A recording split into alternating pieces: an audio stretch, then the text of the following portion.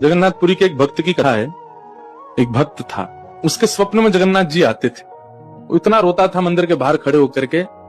तो ठाकुर जी बोले, तू क्यों रोता है? बोले, आप बस मेरे साथ रहो, मुझे और कुछ नहीं चाहिए, और इस बात का मुझे अनुभव होना चाहिए कि आप मेरे साथ। तो भगवान जगन्नाथ जी ने उसको कहा, मैं तेरे साथ हमेशा हूं, और इसका अनुभव तुझे जब करना हो समुद्र की बालू में चलना, और थोड़ी दूर चलने के बाद फिर पीछे देखना, 2 पैरों के निशान तेरे होंगे और तेरे बगल में 2 पैर के निशान मेरे होंगे। उससे तुझे पता चल जाएगा मैं तेरे साथ। अब तो वो रोज जाता, समुद्र के तट पर चल के देखता, थोड़ी दूर चलता तो 2 पैर के निशान उसके, बगल में छोटे छोटे छोटे चरण भगवान के। इतना प्रसन्न रहता था। लेकिन ये उसके घर में कोई घटना घटी, माता जी का देहावसन हो गया, बहुत कष्ट में आ गया, इतना पीड़ा में आ गया, रोने लगा, बिलखने लगा अपनी माँ के जाने के भाव से। तुरंत दौड़ करके गया, बोले मैं मन को शांत करने का एक ही तरीका, पता चले जगन्नाथ जी मेरे साथ। अत्यंत पीड़ा में था।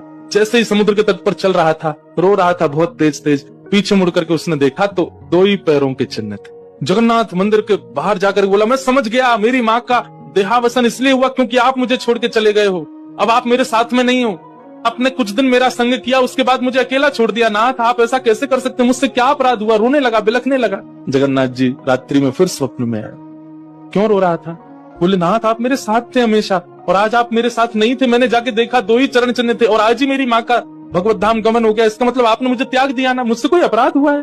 भगवान बोले, नहीं। तो फिर आज आपके चरण चिन्ह क्यों नहीं थे? भगवान बोले, कल तक मेरे चरण चिन्ह थे क्योंकि तू भी चल रहा था और मैं भी चल रहा था, परंतु आज तू पीड़ा में आ गया तो तुझे गोद में लेके मैं ही चल रहा था। वो मेरे चरण चिन्ह तेरे नहीं है, वो मैं ही हूं।